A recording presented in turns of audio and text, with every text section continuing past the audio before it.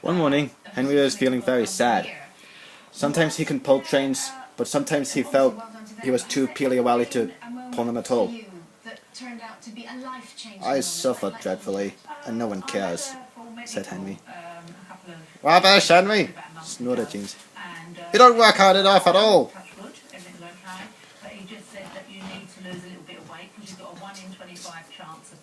The Fat Controller spoke to him too. What's wrong with you, Henry? You've had lots of new parts as well as new paint, but neither of them did you any good.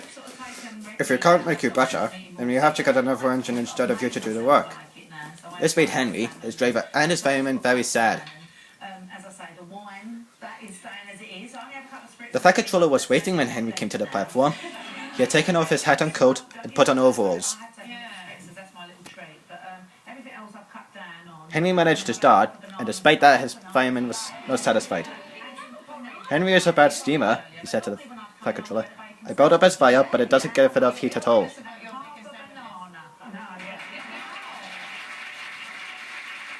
He tried very hard, but it was no good. He didn't have enough steam and came to a stop outside Edward's station. My son was about 5 years old, and he turned to me and he had a long face. I'm quite sad. Oh dear, thought Henry, I shall have to go away. Oh dear, oh dear. And that made me feel very sad. All he could do is to go slowly onto a siding, and Henry had Edward take charge of the train. With career and life, and as most women do. The Fat Controller and Henry's crew went on discussing Henry's troubles. What do you think is wrong, fireman? Asked the Fat Controller. Excuse me, sir, the fireman answered, but the fact is the coal is wrong. We've had a pull out lately, and today it's worse. The other engines can manage as they have bigger fireboxes, but Henry's is small and can't make enough heat. With Welsh coal, he'd be a different engine. Well, the Welsh coal is expensive, said the Fat Controller, but Henry must have a fair chance. James shall go and fetch some.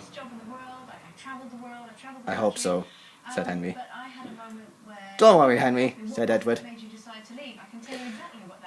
And soon enough, when the Welsh coal came, Henry was as excited as his driver and fireman. Thou wilt show him, Henry, old fellow, said his driver. They carefully made the fire by putting large lumps of coal like a wall around the outside, and the glowing metal part was covered with smaller lumps. She could tell. Ah! You're spoiling my fire, complained Henry. Wait and see, said the fireman. We'll have a roaring fire, just when we want it. You'll see. And soon enough, the fireman was right. When Henry reached the platform, the water was boiling nicely, and he had to let off steam. How are you, Henry? Beep, beep, beep, whispered Henry. I feel fine. Thanks for asking. If you're a good fire driver. Never better, sir, and plenty of steam. The record breaking, warned the Fat Controller. Don't push him too hard. Henry won't need pushing, sir. I'll have to hold him back.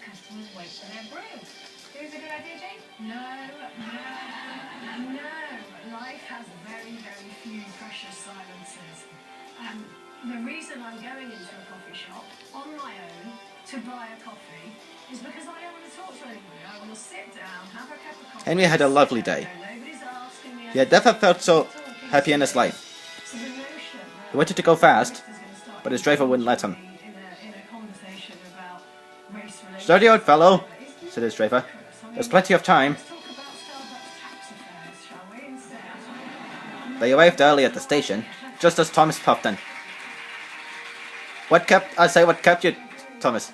Oh, I can't wait for dawdling tank engines like you. Thanks for your time. See ya.